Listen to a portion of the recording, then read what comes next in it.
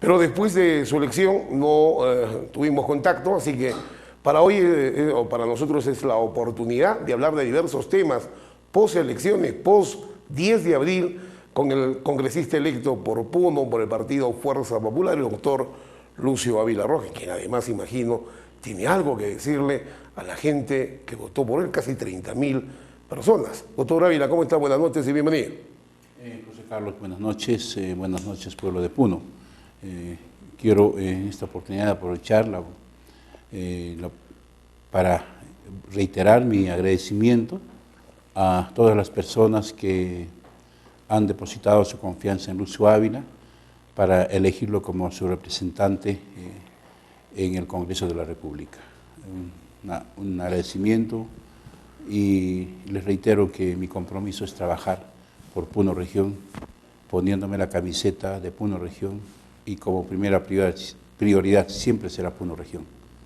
A mitad de la campaña o luego del mes de marzo, en el mes de marzo fundamentalmente a pocas semanas o días del 10 de abril usted fue objeto de una serie de publicaciones, de cargos, de probables problemas en los que estaba usted, digamos, incluido o involucrado. ¿Cómo tomó en ese momento y cómo lo toma ahora, después de las elecciones, estos hechos, doctor Ávila? Bueno, yo creo que en ese momento yo lo he tomado como parte de la campaña. La guerra sucia venía tanto del interior al interior del movimiento, como también fuera. Se recurre a ese tipo de artimañas cuando no tenemos argumentos, no tenemos propuestas. Y una forma de, digamos, de querer sobresalir es utilizando la mentira, básicamente. Pero hay un dicho, la mentira tiene patas cortas, ¿no? Entonces eso lo dejo como está, ¿no? Y yo no tengo nada que esconder, tengo mi hoja de vida limpia y tengo mis estudios bien realizados, bien hechos. Igualmente no tengo nada que esconder en cuanto se refiere a mi trabajo como rector en la Universidad Nacional del Altiplano. Yo creo que con esto pongo punto final a esta etapa de la campaña electoral, que tal vez haya tenido algún eco, pero pienso que la mayor parte de la población ha hecho oídos sordos a ese tipo de acusaciones, porque mucha gente me conoce y creo que la verdad ha salido adelante. Yo quiero reiterar mi agradecimiento a mi pueblo y decirles, estamos aquí para empezar a trabajar con las propuestas que nosotros hemos lanzado durante nuestra campaña. Si bien es cierto ahora que va usted a juramentar como congresista de la República, gozará usted de la denominada inmunidad parlamentaria, lo que equivale a que le hagan un juicio previo en el Congreso de la República antes de pasar ante el Ministerio Público o Poder Judicial por cualquier caso. Imagino que usted está predispuesto a que lo investiguen, ¿no? Si es que es necesario, si es que alguien porfía en revisar la vida profesional o política de Lucio Ávila. Bueno, yo creo que ya han tenido toda la oportunidad de poderlo hacer, son 2 años. Bueno, pero si lo hacen, no creo que se niegue usted, ¿no? No, yo no tengo ningún inconveniente, pero yo creo que aquí se trata ya que debo trabajar por Puno. Claro, ¿no? Y eso es lo prioritario. Lo prioritario, yo no tengo nada que esconder, ¿no? No tengo nada que esconder. Yo pienso que esta parte de la campaña sucia ha terminado y seguramente los que han estado detrás de esto, pues bueno, como le digo, la mentira tiene patas cortas, ¿no? Correcto. Hay quienes sostienen que si Lucio Ávila Rojas se presentaba como candidato por otro partido, también salía electo. Y algunos dijeron, inclusive, ¿por qué no lo hizo? ¿Por qué apostó por Fuerza Popular? Si bien es cierto, usted respondió esa pregunta en la primera vuelta, ahora que Fuerza Popular ha calificado para la segunda vuelta, ¿cuál es su apreciación? ¿Cree usted que no se equivocó? ¿Cree usted que está dentro del partido ideal, coincidente con sus principios de vida, de pensamiento? Bueno, yo pienso que para poder hacer un cambio, para poder hacer una transformación, para poder llevar adelante una iniciativa, necesitas mayoría. y creo que el pueblo peruano le ha dado ese respaldo de una mayoría a Fuerza Popular. Esto nos va a permitir justamente trabajar con los cambios que el país requiere. Nosotros vamos a defender los intereses del pueblo, de la población, no vamos a defender los intereses de los grandes capitales. No somos los defensores de las empresas grandes. Hay empresas como la Telefónica que debe muchos miles de millones de soles al Estado por deudas de impuestos y la SUNAT no dice nada. Pero hay pequeños comerciantes que tienen una tiendita de abarrotes con un capital tan pequeño, son perseguidos. Yo creo que aquí tenemos que poner equidad, justicia. Ese es el trabajo que va a hacer Lucio Ávila, ¿no? Fue precisamente el gobierno de Fujimori quien le vendió el servicio de telefonía fija a la Telefónica española, pero fueron los siguientes gobiernos quienes nunca le cobraron la deuda que acumuló Telefónica. Son 15 años. ¿Usted podría plantear un proyecto de ley pidiendo con nombre propio que se le cobre o se le sancione a Telefónica? Se le tiene que cobrar, no hay deuda. Mira, SUNAT te persigue hasta por el último centavo. Déjame ponerte un ejemplo. El año pasado, de mis impuestos a la renta, yo había pagado, ¿no? Tenía un saldo creo de 1.300 soles más o menos, porque había fraccionado mi deuda. Resulta que con el contador hacemos la liquidación como hoy día, ¿no? Y pago los 1.392 soles creo, exactamente. Al día siguiente. Bueno, pagué mi deuda. ¿Y qué había resultado? Que luego de eso me abren todo un proceso, toda una investigación y no sabía de qué se trataba. Resultaba que entre el día de hoy y el día de mañana había transcurrido un día y estaban corriendo los intereses. Y en eso SUNAT ha gastado dinero, ha empleado personal, ha hecho una serie de cosas para que al final tengan que pagar 2 soles, ¿no? Luego de 4 o 5 meses de tedioso proceso con SUNAT. Si SUNAT se da el trabajo de perseguirnos, digamos, por esa deuda tan pequeña, que es de dicho de paso involuntaria, ¿no? ¿Y por qué no es que persigue al grande? ¿Por qué no le cobra Telefónica? ¿Por qué lo deja así? Si ellos tienen toda la facultad. Entonces, lo único que necesitamos es, como fiscalizador, decirle, oiga, usted SUNAT, cobre lo que le debe al Estado peruano, ¿no? Eso es lo que se tiene que hacer y hacer que los grandes tengan que pagar, porque ellos son los que se benefician con toda la riqueza que el Perú tiene. Ya que empezó usted a hablar de ese tema, de deudas con el Estado, de los grandes grupos de poder, en Puno se sabe que tenemos asentadas o trabajando en nuestro territorio a grandes empresas mineras que no aportan para que Puno tenga un fondo de canon minero. Aruntani, por ejemplo. Aruntani, por ejemplo. Pero es un grupo de poder económico en el país. Chocar con ellos, según se dice, es difícil. Pero usted, ¿qué opinión tiene de eso? ¿Qué cree que puede hacer sobre ese tema? No se trata de que vamos a chocar con ellos. Vamos a chocar con el respeto a la ley. Ellos tienen la obligación de tributar en el lugar que ellos están explotando. No quisiera pensar que detrás de esto está PPK y Vizcarra.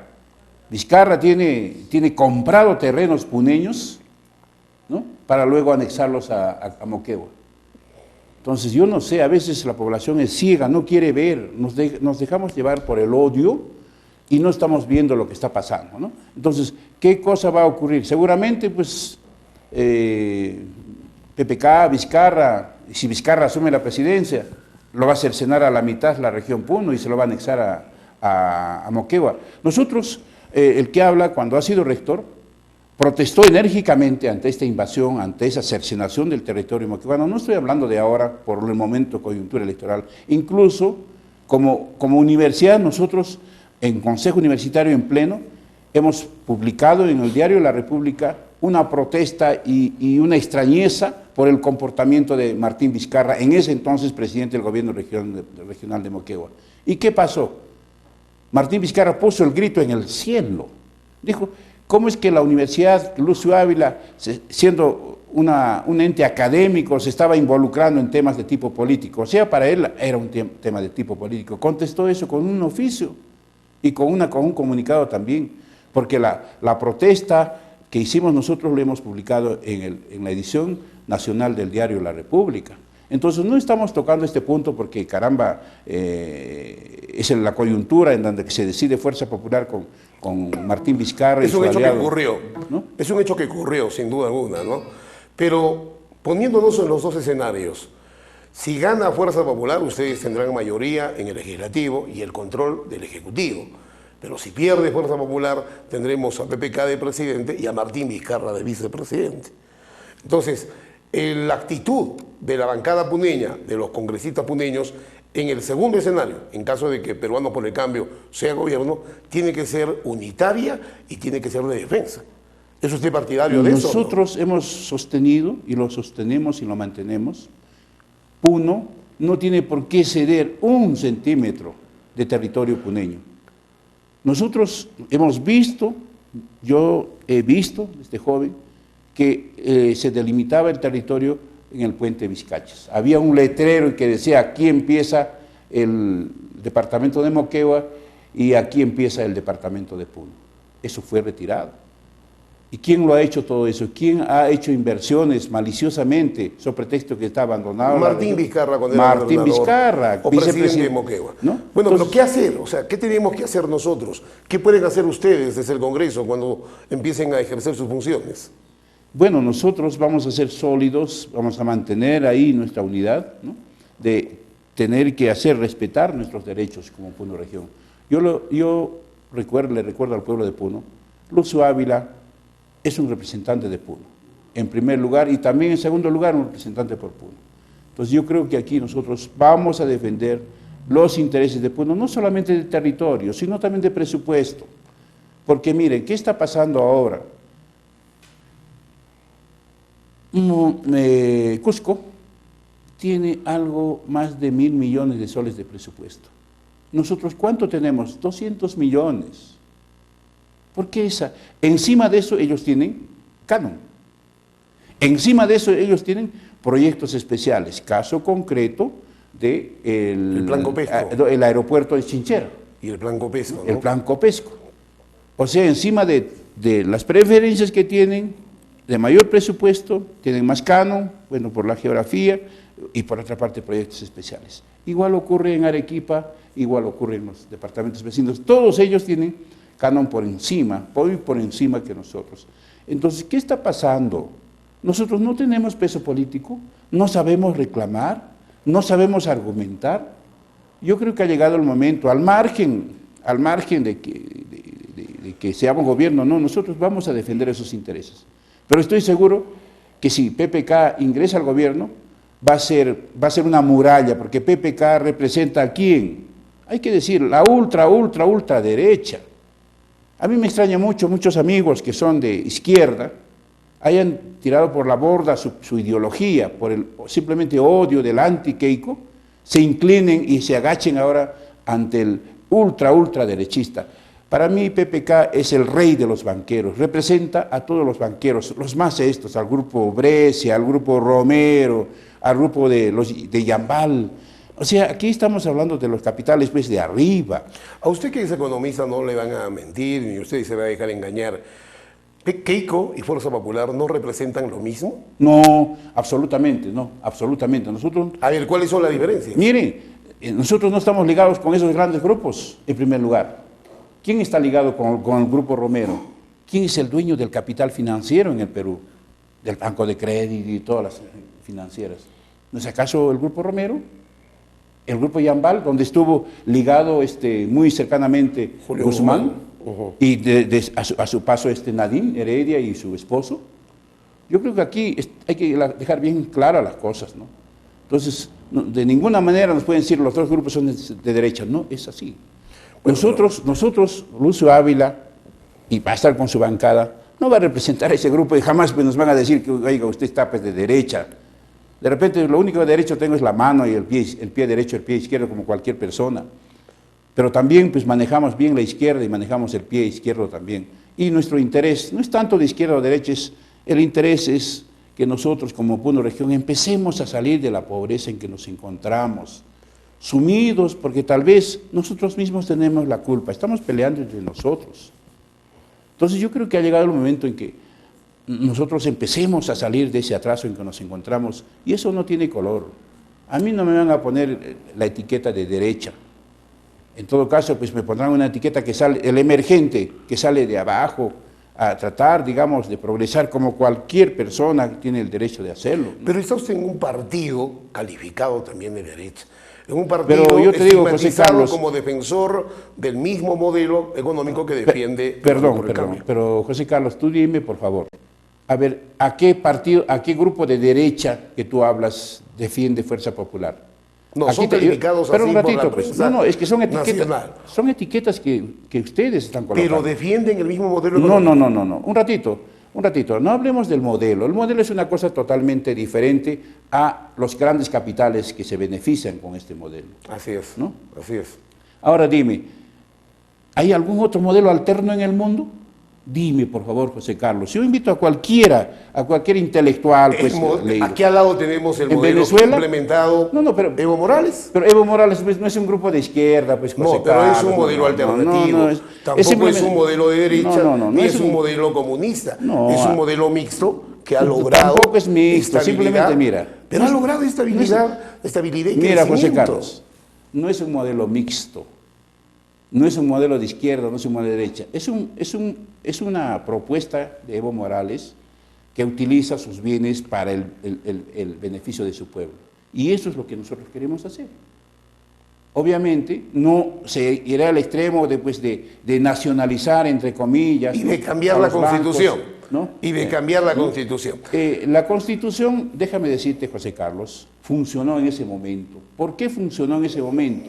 Porque en ese momento nos olvidamos un poco, somos desmemoriados. José Carlos, tú también eres medio desmemoriado. ¿Te recuerdas de los 7.500 de tasa de inflación que claro, había? La hiperinflación que había por entonces. Que en ninguna parte del mundo ocurría, y ni ocurre, ni en el Perú. ¿Te acuerdas que el Perú era un país inelegible, una especie de lacra? Estamos de acuerdo. Sin un embargo, ratito. Sin embargo, doctor Ávila, espérate. A ver. El otro aspecto es las reservas internacionales. O sea, los ya no teníamos nada. Estaban en cero. Así es. Entonces dime, el Perú era un país inelegible. Nadie quería venir a invertir al Perú. Eso es cierto. Eso es cierto. Entonces, pero se dieron, digamos, esa constitución. No es que esté defendiendo. Empezó a funcionar. ¿Y por qué no lo cambiaron hace 15 años ahí los llamados gobiernos democráticos, a los cuales tú también apoyaste, como Toledo, como Sin embargo, doctor Ávila, Humala? Sin embargo, doctor Ávila, la mayoría del país en este momento, la mayoría, que no votó por Keiko Fujimori ni por Peruanos por el Cambio, y que es una gran mayoría, que la podemos ver en las estadísticas, expresa un sentimiento. ¿Qué hay que hacer si no el cambio del modelo, si no el cambio de la Constitución? Hay que hacer profundas reformas. ¿O eso no lo acepta usted? A ver, veamos. Hace 15 años el país está caminando como un barco en automático, un avión en automático.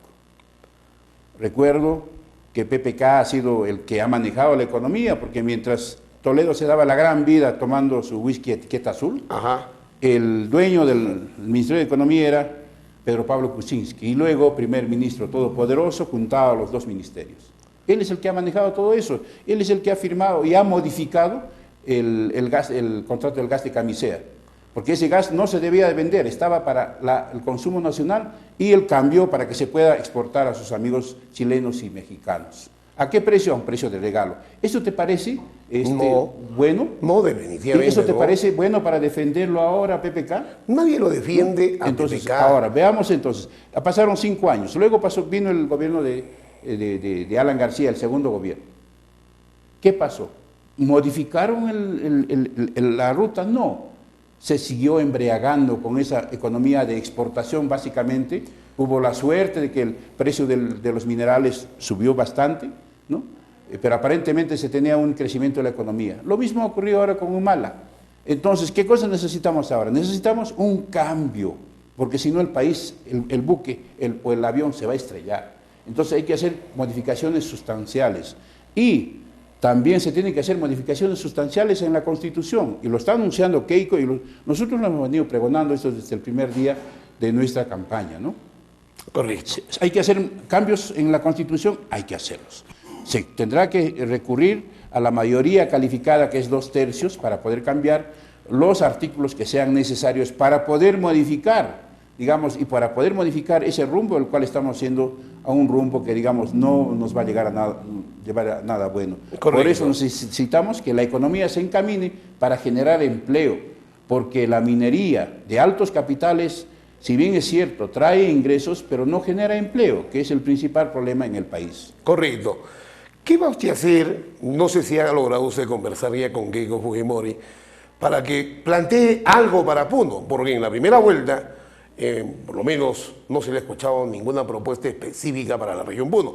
Era de entender porque era una propuesta, diremos, muy corta y seguramente tenía poco tiempo. Pero ahora Puno, que tiene dentro de las estadísticas electorales un 19.8% que ha logrado a su favor el partido Fuerza Popular, necesita escuchar propuestas. ¿Ha conversado usted con Keiko Fujimori? ¿Qué piensa Keiko Fujimori sobre Puno?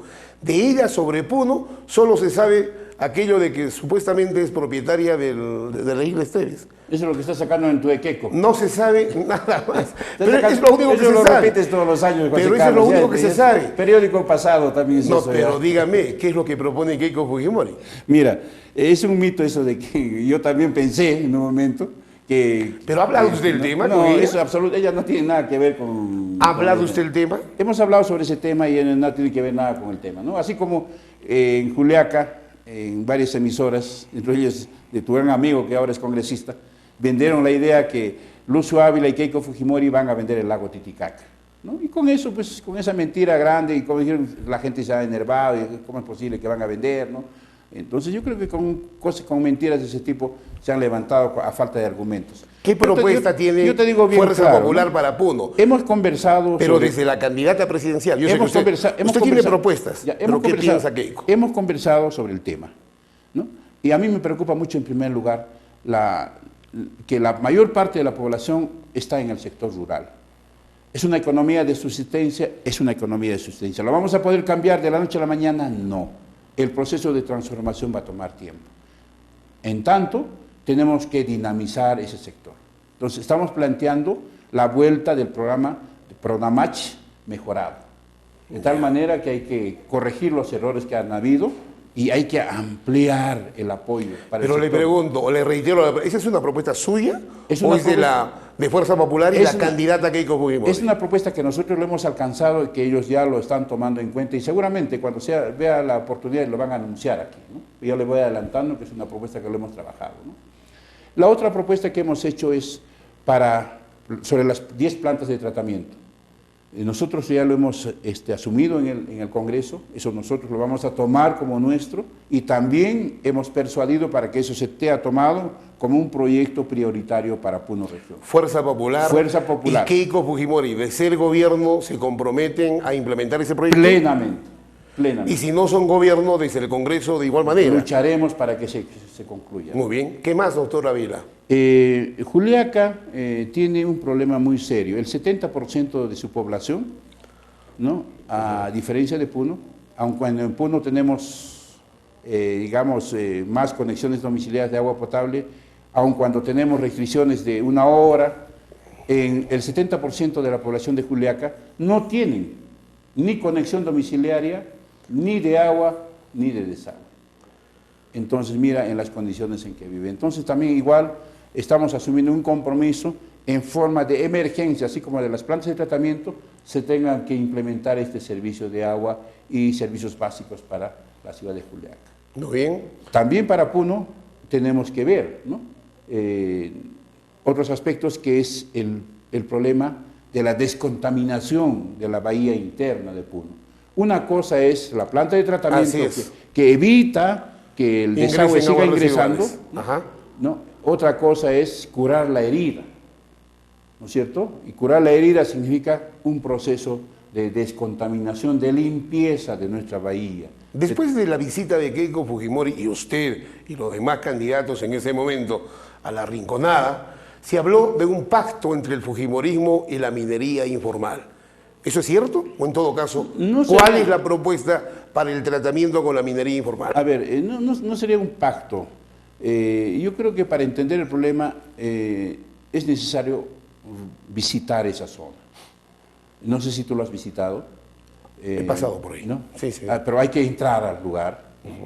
De pasada no vas a ver. El que habla ha ido hasta en 4 o 5 oportunidades, incluyendo, digamos, en mi campaña anterior para el gobierno regional, y vemos, hay personas de toda la región. Hay puneños, huancaneños, yunguyeños, ayavireños, de toda la región. Deben haber unos 70, 80 mil personas que trabajan en condiciones totalmente infrahumanas. Veo a las señoras payaqueras, los cuñeros, los cachorreros, los saqueros, o sea, diversas. Es una realidad innegable, innegable, harto conocida. Mire, ellos producen, ¿cuál es la propuesta? Ellos proponen, mira, ellos producen casi 170 toneladas de oro al año. ¿Y qué sabes qué? Lo venden en forma informal y luego sale eso hacia Bolivia. ¿Qué beneficios obtiene el país? Ninguno. Así es. ¿Eso lo vas a poder parar? ¿Cuál es la propuesta? No, yo digo, habrá algún gobierno que paralice eso. Toda esa montaña está llena de oro. Eso no hay ninguna persona humana lo va a poder parar. Entonces lo que necesitamos es que haya una propuesta de formalización y una propuesta de que haya un control del medio. Y hay una ley de formalización. Hay una ley de formalización. Pero esa ley de formalización, José Carlos, nadie lo ha visto. No sé si tú lo has revisado. ¿Sabe qué? Eso está para el gran empresario, para la gran mina. Yo te digo, por ejemplo, la señora payaquera, que equivale a la señora que recoge las botellas de plástico, ¿no? Y luego eso se lo vende a alguna persona. No está y a esa señora, el que compra, le exija un certificado de procedencia de esas botellas de plástico. Y eso es imposible. Es imposible. Entonces, ¿qué se plantea? ¿Derogar esa ley, formular una nueva ley? Se tiene que trabajar con otra ley, de tal manera que trabajemos mirando la realidad. No podemos, desde Lima, como lo han hecho, sin mirar la realidad, y se provocan los conflictos sociales. Muy bien. Derogación de la actual ley y formulación yo diría que una modificación, una adecuación, de tal manera que les permita formalizarse, porque esa ley está ya en vigencia, ¿cuántos años? ¿3 años? ¿4 años? ¿Y cuántos se han formalizado aquí en Puno Región? Es ínfima la cantidad. 5 personas se han formalizado. Entonces, no ha tenido eso sobre ningún el tema efecto. minería. La inseguridad ciudadana, ¿no? Que es un tema grave y es un problema nacional. Es el primer problema nacional según las encuestadoras. Y el otro, ¿no? La administración de justicia en el país. Esta semana en Puno, o en los últimos días, hemos sido testigos de un acto de injusticia en el Poder Judicial. Por lo menos es la opinión de un buen sector de la población, ¿no? En las redes sociales, en los medios de comunicación, como 2 jóvenes que supuestamente agredieron a 2 policías, aunque los videos demuestran que ellos fueron los agredidos, especialmente uno de ellos, ¿no? Están ahora en la cárcel. Una medida, una orden emanada de un juzgado o de un juez aquí en el Poder Judicial, sin ver las pruebas y evidencias mostradas, en base a una ley de la flagrancia que ni siquiera se aplicó totalmente. Hay un pedido de pedir la derogatoria de esa ley de la flagrancia. ¿Qué piensa usted sobre esos 2 temas? Bueno, en primer lugar, yo creo que sobre toda esa inseguridad ciudadana hay que separar las cosas, ¿no es cierto? Hay que separar la paja del trigo. Aquí, a un costado, ponemos por ahora el problema suscitado que tú mencionas, ¿no es cierto? Ajá. Pero por otra parte también no podemos estar, digamos, de espaldas a la realidad. Por ejemplo, hay criminales, violadores de menores de 5 años, niñas de 5 años, hay matataxistas, degolladores de campesinos. Ellos merecen, digamos, que sigan viviendo. ¿Acaso no es cierto que en Estados Unidos, en muchos de los estados, de los 49 o 50 estados que tienen, la pena de muerte es válido? Si mal no recuerdo, hace creo 3 semanas se decretó una pena de muerte para un peruano que había matado, creo, a alguien, ¿no es cierto? En Estados Unidos. ¿Y por qué no pensar en ese tipo de sanciones para esa gente que no tiene, me parece, perdón, ¿no? Porque ellos no han tenido ningún escrúpulo en primero violar a una niña y matarlo a sangre fría indefensa. Yo creo que... Ya lo ha propuesto Keiko Fujimori, Eso ¿no? nosotros lo hemos venido manejando desde el inicio de nuestra campaña. Correcto, pero ya es una propuesta, Ya. digamos, de Es una Keiko. propuesta que nosotros lo recogemos también, porque eso nació de nosotros. La propuesta de la derogatoria de la ley de la Mira, flagrancia, yo creo ¿le que- interesa, doctor Ávila? A mí me parece que aquí ha habido un exceso en hacer, digamos, esa ley. Nosotros no compartimos esa idea que, digamos, no es que sea falta de respeto a la policía, pero caramba, le hizo caer el gorro y 9 años de cárcel. Puede haber una sanción, quitarle el brevete a perpetuidad, que pague una multa alta, que le indemnice, pues no, ese falta de respeto. Pero no, pues cortarle toda una vida a esa persona que todavía es joven, ¿no? Así es. 9 años de cárcel. Como que fuera un delincuente. Pero a ver, al matataxista sí lo soltaron. Y al violador sí lo soltaron. Ahí es donde yo veo. No hay equidad en esto. Yo estoy en total desacuerdo en esta ley que tú estás mencionando. Y nosotros vamos a pedir su Derogatoria. derogatoria, porque eso está haciendo que la policía, y hay que decirlo, no tenemos miedo, la policía está cometiendo abusos en nombre de esto. Yo te cuento una anécdota. Nosotros estuvimos durante la campaña, creo que era a las 5 de la tarde más o menos, partimos de Asillo rumbo a Yaviri, ¿no? Con la idea de que podíamos todavía alcanzar y pintar un muro. Fuimos en 2 camionetas. La camioneta de avanzada estaba con el equipo de pinta y nosotros veníamos detrás. Nos retrasamos porque nos detenimos a conversar con un grupo de personas y nos hemos retrasado seguramente unos 4 o 3 minutos. Y cuando llegamos a la altura del cementerio de Ayaviri, un poquito más abajo de los baños de Pospoqueya, interviniendo a la policía, una camioneta. ¿Qué le decían? La documentación de la camioneta nuestra estaba en regla, pero él arguía, el policía arguía, yo me acerco y arguía que el SOAT era de carga y por tanto no podía llevar ni una persona. Pero si una camioneta, ¿no? Una camioneta de ese pick-up, ¿cómo va a ser solamente para carga? ¿Para qué está entonces el asiento delantero? Y el policía totalmente nos amenazó, dijo que en este momento se van detenidos, que queríamos nosotros filmar, dijo peor, se puso curioso, aun cuando estamos por ley, nosotros permitidos a filmar, porque así lo dice la ley. No nos permitió, se puso totalmente violento el jefe, ¿no? Y yo tuve que retractarme, salir, ¿no? Porque salíamos perdiendo, decirle pues al policía, no, digo al chofer que acate lo que tenga que hacer. Se llevó los documentos y se fueron. Un abuso. Un abuso y al final, ¿qué ha sucedido? Estuvimos ahí en Ayaviri y teníamos el temor de ir a la policía, porque cuando dijimos vamos a traer abogado, peor, ¿no? Peor se puso, se enfurecieron completamente, que aquí había la ley de la flagrancia, que estábamos nosotros faltando respeto a la autoridad. Quisimos comunicarnos con el general de la policía, no se pudo, y entramos en contacto con el jefe, porque había pertenecido a la jefatura de Azángaro. De Azángaro nos comunicamos, nos pidió el nombre del policía y él no quería dar el nombre. Pero finalmente ya pasaron como 2 horas, ya no cumplimos el objetivo y el chofercito se desapareció. Y a la media hora regresa, ya con sus documentos. Había arreglado. ¿No? Había arreglado. ¿Y cuánto les da? Le da 40 soles. Por 40 soles. Todo ese drama, lo hicieron por 40 soles. Igual, en cualquier momento el policía te detiene, te trata como que fueras un delincuente. No. Sí, pues eso se tiene que acabar. Entonces, o sea, si bien es cierto, la ley pudo haber tenido algunos propósitos justificados. Puede haber tenido, ¿no? En su aplicación se han excedido tremendamente. Se han excedido, ¿no? Y me parece hay malos que policías que están, precisamente, abusando, utilizándolo a su favor. Ahora, lo otro, doctor Ávila... déjeme terminar este asunto. Sí. Eso ya lo hemos conversado con varios colegas congresistas electos. ¿Ya? Y va a ser uno de los primeros puntos que vamos a tocar cuando lleguemos al Congreso para derogar, porque es un abuso que está sufriendo la población. Yo he visto el reporte que has hecho, ¿no?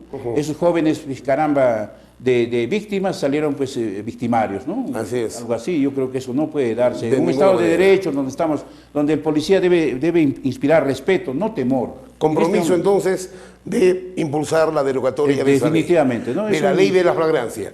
Lo segundo, ¿se ha preguntado usted por qué hay malos policías que actúan así? Porque no están bien formados, porque los forman en un solo año. ¿No será bueno proponer que se amplíe el periodo de formación de los futuros profesionales en la policía? Mira, ya no se puede decir que están tan mal pagados. ¿No están mal pagados? Un docente universitario, Hay docentes que ganan 800 soles, docente 1.200. a tiempo completo, al que le piden grado de maestría, 5 Así años de es. experiencia profesional, le pagan 1.300 soles. El A policía, tiempo completo, ¿eh? el policía 2.900. No, 3.500. 2.900 recién salidito de la escuela. Ah, recién salidito. Pero te estoy hablando de un profesional no recién salidito. Por eso. Entonces, por eso. mira, no se puede decir que están mal pagados, no es tan un sueldo fabuloso, pero si comparamos con el sueldo de otra gente De más las preparada, enfermeras contratadas en el MINS, entonces ellos han sido preparados en tan corto tiempo, no sé. Pues por eso habría no que- será bueno impulsar la ampliación del periodo de habría que formación hacer, de policías. habría que hacer un estudio, un análisis y sobre todo a ver cómo está funcionando en otros lugares, ¿no? Todo este sistema de la policía. Un último tema, doctor Ávila, porque yo sé que vamos a tener que seguir conversando, si no en este periodo que le queda para juramentar, aunque la campaña de la segunda vuelta lo va a meritar, posteriormente también. ¿Qué hará usted por la universidad? En el Congreso de la República ha sido rector, usted fue opositor a la nueva ley universitaria, ¿no es cierto?, siendo rector. ¿Qué hará usted ante esta nueva ley que está vigente? ¿Propondrá su modificatoria o la respetará, no hará usted nada y de repente alentará usted a que se cumpla más bien en todo el Perú? Bueno, yo creo que la comunidad universitaria recién se ha dado cuenta que es una ley que ha afectado la autonomía universitaria. ¿No? Prácticamente lo ha derogado, le ha quitado la autonomía universitaria, yéndose por encima de la Constitución que consagra la autonomía universitaria. Y no lo han hecho eso. A mí me extraña que el Tribunal Constitucional no se haya fijado eso. ¿Por qué razón? No lo sabemos. Entonces, nosotros tenemos que ser consecuentes con lo que hemos siempre pregonado. Cuando se aprobó esta ley universitaria, yo he manifestado, y salió en un medio de comunicación escrito, que esta ley universitaria era una especie de Frankenstein, porque tenía un cuerpo y una cabeza al cual no le pertenecía. Y esa cabeza es la SUNEDU. Yo pregunto al pueblo, ahora, yo ya no voy a ser autoridad universitaria, ¿no? Ya no voy a tener esa injerencia y no puede haber ya un interés, pero yo pregunto al pueblo, ¿qué tiene que hacer en la SUNEDU, o sea, en la Superintendencia Nacional de la Universidad Peruana, quienes son la cabeza, la CONFIEP? ¿Qué cosa tiene que hacer la CONFIEP? Si la CONFIEP representa al gran capital, no representa ni siquiera a la sociedad organizada, no representa a la universidad, representa al gran capital. ¿Y qué tiene que hacer directamente los colegios profesionales? El Ministerio de Educación. O sea, nos han puesto una cabeza al sistema universitario que no le corresponde. Entonces, aquí se tiene que modificar la composición de esa cabeza. Tiene que nacer del mismo cuerpo. Será por elecciones, habría que ver, habría que consensuar cómo es que hacemos esta modificación en lo que respecta, digamos, a ese aspecto, ¿no? Y hay otros aspectos que también tienen que ser modificados. Por ejemplo, y todavía ahorita los colegas docentes y los compañeros administrativos no se han dado cuenta que en esa ley universitaria le han quitado los derechos, por ejemplo, por 25 años, por 30 años, sepelio y luto, que está consagrado para todo servidor público. Han estado tan preocupados en cortar la cabeza de los rectores y se han olvidado de los derechos. Entonces, eso tiene que ser restituido. Y nadie se dio cuenta. Ahora que ya están apareciendo que cumpliendo 25 años, 30 años, no les quieren ya pagar ese derecho, recién se están dando cuenta de que esa ley, pues, no era tan de avanzada como dijeron, sino una copia de otra universidad o de otro país que ha venido, que posiblemente sea ecuatoriano, ¿no? Entonces, yo creo que todos esos aspectos que nosotros que conocemos la realidad de la universidad, junto con otros colegas que también son rectores, vamos a propiciar la modificación de los artículos que atenten contra la autonomía de la universidad, que atenten contra los derechos de los docentes, de los estudiantes y de los administrativos. Hemos querido escuchar las propuestas de Fuerza Popular para un probable gobierno. Hemos querido escuchar las propuestas y lo que piensa hacer Lucio Ávila en el Congreso de la República. Está muy bien. Vamos a seguir hablando ahora en esta segunda vuelta. Entiendo que ustedes como congresistas electos son los responsables de la campaña de Fuerza Popular. Bueno, se nos ha dado una tarea justamente de reforzar a la organización en calidad, digamos, de voceros, que podamos explicar a nuestra población que no somos el monstruo que nos quieren pintar, ¿no? Nosotros no somos responsables de lo que haya ocurrido en el pasado. Nosotros tenemos una mentalidad de poder sacar adelante, ¿no?, el atraso en que se encuentra nuestro pueblo. Hay que salir de ese hueco y eso requiere que trabajemos en forma conjunta nosotros con ustedes. Vamos a nosotros trabajar para cambiar, para dinamizar nuestra economía. El agro tiene que ser dinamizado. Tenemos que revisar esta ley, la famosa ley de la sede Puno, que ya va a cumplir una década, 10 años, que no funciona, no le sirve para nada. Y nosotros necesitamos urgentemente dinamizar nuestra economía. Y eso lo vamos a revisar no nosotros solos, lo vamos a revisar juntamente con los actores, con los microempresarios, con los empresarios que tengan que ver no solamente el aspecto, digamos, de la industria, sino también del comercio, porque necesitamos dinamizar la economía de nuestra región. Correcto. Vamos a tener tiempo para seguir hablando de las propuestas. Hoy el tiempo nos ha ganado, le hemos dedicado casi 50 minutos a esta entrevista. En todo caso, lo comprometo, en su calidad de vocero de Fuerza Popular y congresista electo, a más entrevistas en todo este tiempo que queda, aproximadamente 6 semanas, para el próximo 5 de junio. Lo dejo para un mensaje final, en esa entrevista post-10 de abril. ¿Qué le quieres decir al pueblo de Puno? José Carlos, agradecerte la invitación que me has hecho. Reiteradas veces no he podido venir más antes por situaciones justamente de trabajo partidario que se nos ha encomendado. Y agradecerte por esta oportunidad.